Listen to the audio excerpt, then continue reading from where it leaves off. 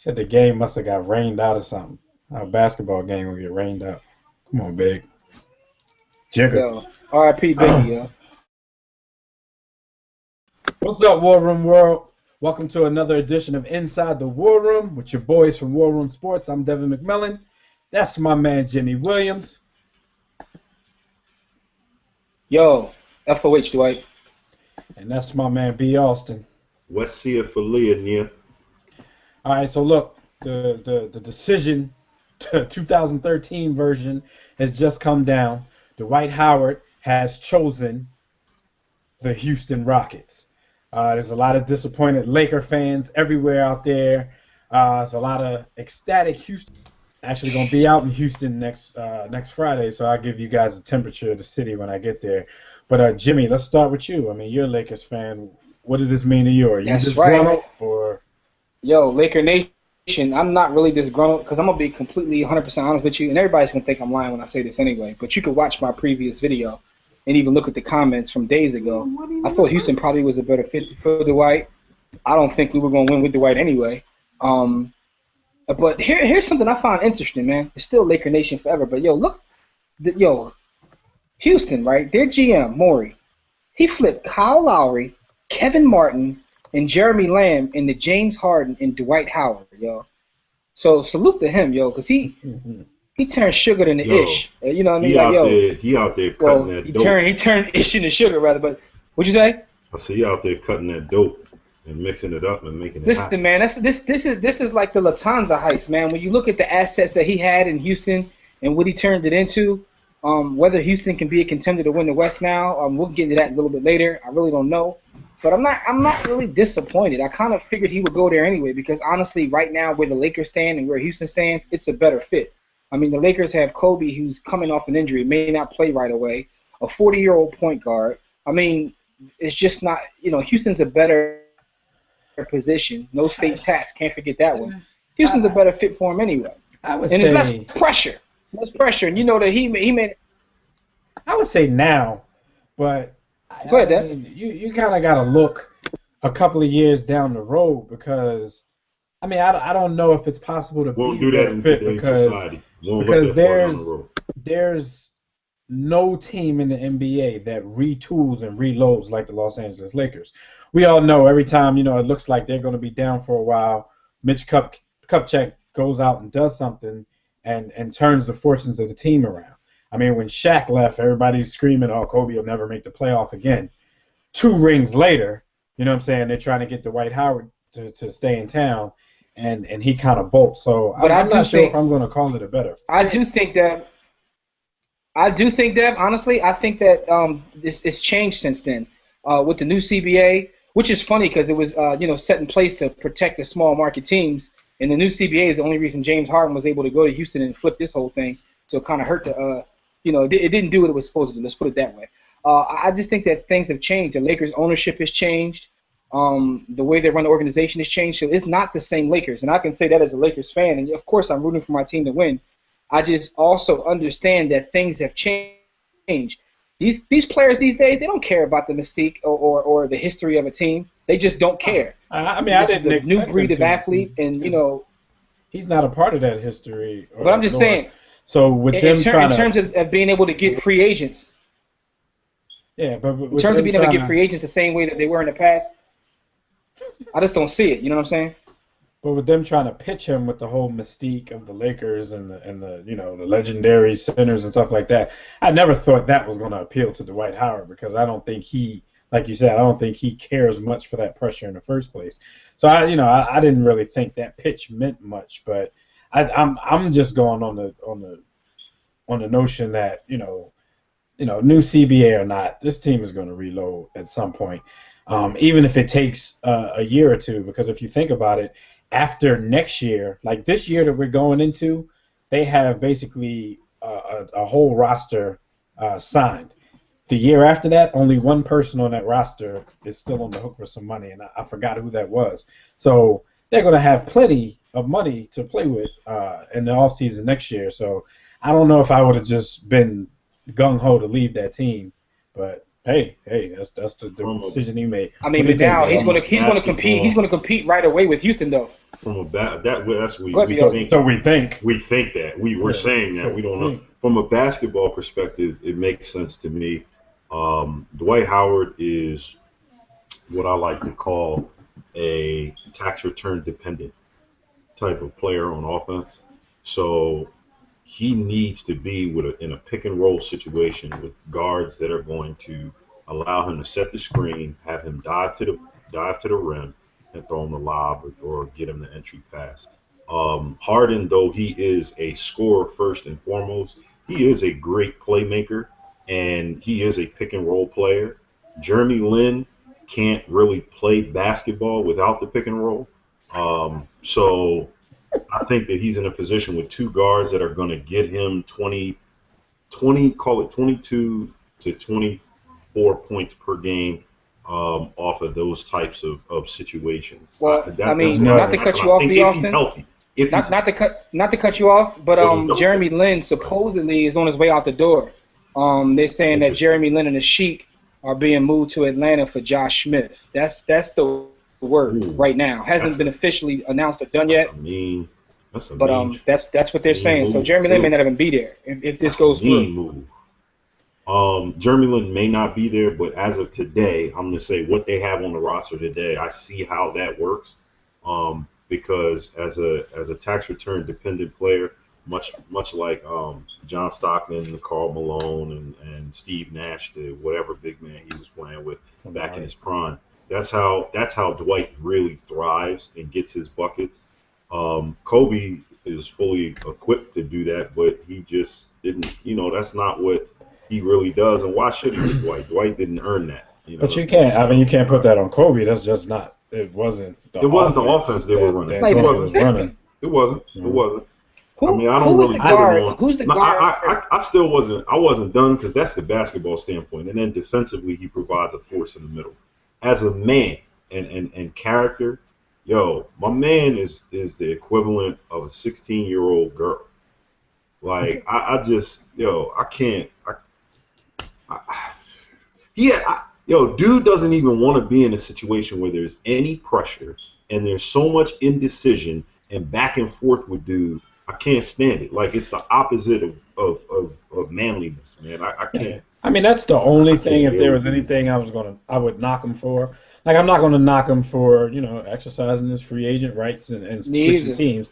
I'm not gonna knock him for that. I am gonna knock him because Jimmy was telling us the other day how the pitch in Houston was about having no pressure. They're kind of like, yeah, they're in LA. They you're came to expected him do and this said and no expected pressure. to do that. So the fact that he ended up picking the team that made that pitch. See, the problem is that they made it because he may have been leaning towards Houston all along, but it makes it look bad on his part because it leaks out that they pitched him no pressure as opposed to And being in pressure. LA, the expectations are this high. So, it makes him look a little soft, but at the same He's a time, piece of coal, and he wants to remain a piece of coal. Pressure is what creates diamonds, and he's not trying to be a diamond. He's just trying to get money, man. yeah. So I mean, he said Well, I he could wants care to be an less. icon. He said he wants to be an icon.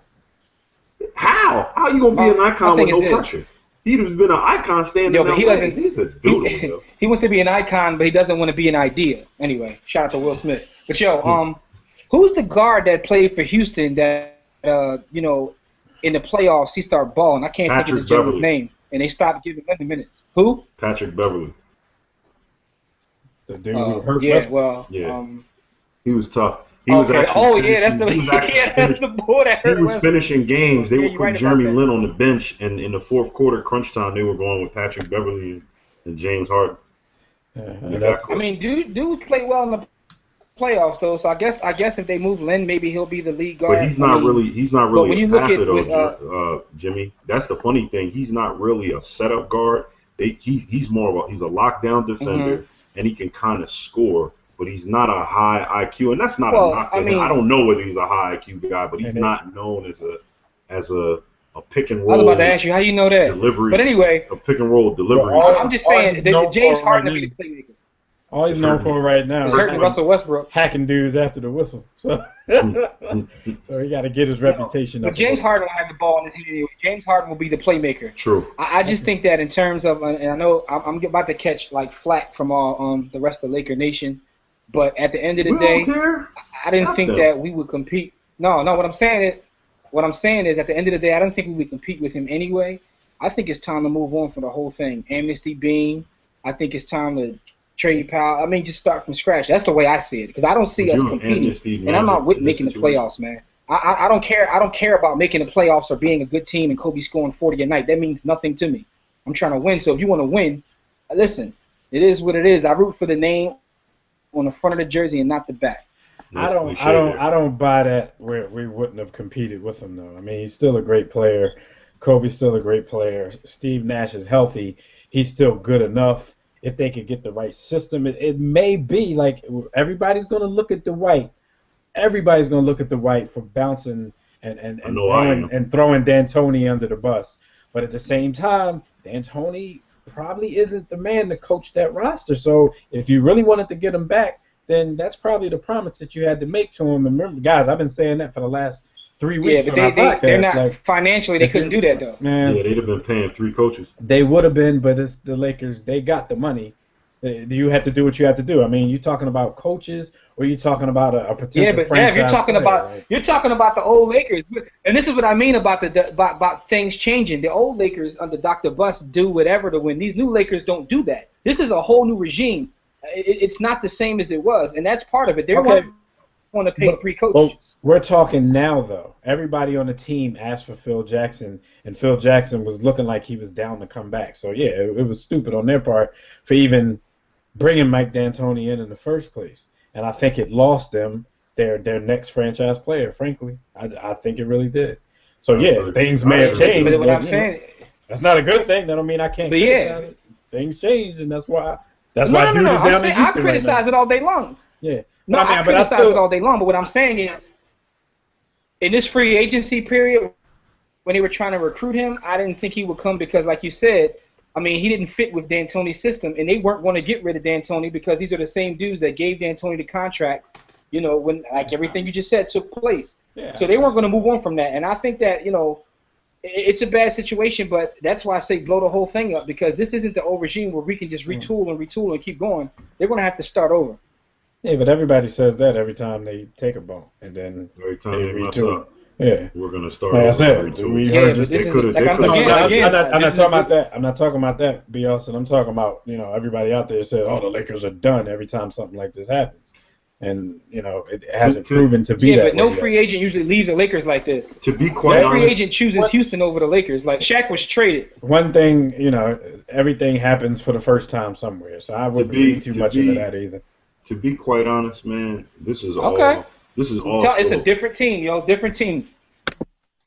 This is all still a part of the culture of immediacy, because I still feel as though that team, even with 105-year-old Steve Nash, given the right coach and the right time to gel, would have been a force in the Western Conference. That's why I told Jimmy I don't really agree with believe that. we're not going to I compete don't with question him anyway. Dwight's talent. I don't question believe his talent. I question his heart and his man. I mean, that's how I don't feel. question And the his thing talent. is, I do think he's the best center in the league. But I did question whether we went with him anyway, because I don't think the team will ever, with that talent and with the way they play in the age, I don't think they would ever be 100% healthy. I just don't.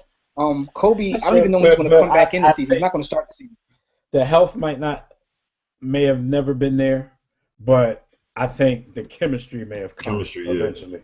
I mean, look at everybody, even though they went to the finals, but throughout the regular season, you know, everybody was giving Miami flack their first year together. Their big three is better than this big three, but at the same time, you have to give them the time to gel, just like you had to give Miami a chance to gel. They got the reps, though. The Lakers didn't even get the reps. They played less than 10 games together as a starting unit, and that wasn't going to change this season. But they turned it up. They're going to start the season without their best player. They turned it up at the end of the season. There's no telling what may have happened in the playoffs. They were scaring cats. If the dude didn't hurt his Achilles. So that's what I'm saying. Like, But that's the thing. He did hurt his Achilles. I was like, okay, Jim, but what I'm trying to tell you is the chemistry was starting to build. Okay, he hurt his Achilles. We know that, but we're talking about a whole different subject. They started to build chemistry, And if you give them another year, that is no telling how good they could have been. So only thing I'm But I saying to think you it'd right have been now the is same thing I'm over and over disagreeing with again. the, we wouldn't have won without him. I just don't think that's I think there was a chance, but you're going now, so you ain't I gonna mean, win with no, him without him. it's all speculation. I just feel like with the way the team is constructed, I think that even if they would have started to build chemistry, there would have been another injury. That's how I feel about the team. I don't like the roster as constructed. But to me, that's why I can see his decision to leave. His decision to leave Houston. I mean, leave to go to Houston rather. I mean, I can see why he made that decision basketball wise. Well, I mean, And also, what do we think about Houston's roster? Let's go now. Let's go over the starting lineup. We got a starting lineup of right now, like we said, because Jeremy Lin is probably and Ashik is probably going. But right now, at this minute, they would go Jeremy Lin, James Harden, Chandler Parsons, Ashik, and Dwight Howard. Really, how much better is that lineup than the one he was playing in? Dwight at the 4. Besides the youth of James Harden. No, Dwight at the 5. Why would he play the 4? And Ashik at the 4? Yes. Interesting. I think that's the probably why they're in trade talks now. That's the lineup they were You're talking about, like... Even if they don't, Ashik goes to the bench and becomes your backup center. Right. That makes the team even more talented than Ashik starting. But right. Like you said, if you lose him, then how great is the roster compared to what he was just playing with? Right. Even if they get Josh Smith and then they have to give up a big man and give up their point guard, how much better is the roster in Houston than what he's playing with now? What he was playing with in LA. So I'm just not like the fit being all this much better. I don't really get that. On paper, they're still not that imposing to me. But I guess that all depends on how well Dwight plays. It depends on him, basically. No pressure. Yeah, I mean, no pressure. So at the end of the day, Royce White just got traded to the Sixers, so they're still moving. And they're saying that deal for that deal for Josh Smith is almost done, supposedly. So why is nobody giving? So let's just say the Josh Smith deal does go through. Now he's at the 4. Why is nobody giving up on this dude? The Sixers. Why do we have Royce White? For what? For what? For what? All right, come on. Let's not get caught up in that. It's not about that. So So okay, if Josh Smith goes through, jeez, then that takes you. I don't know who the point guard's going to be, but then you go Harden at the 2, Parsons at the 3, Josh Smith at the 4, and Dwight Howard at the 5. That makes you a little more athletic, a lot more athletic. Even though Josh Smith, he can't stop shooting 3-pointers, even though he can't shoot. He's good defensively, though. He's somebody that needs to be reeled in. He's a good passer. But at the same time, when Dwight was at his best, he had a bunch of shooters around him.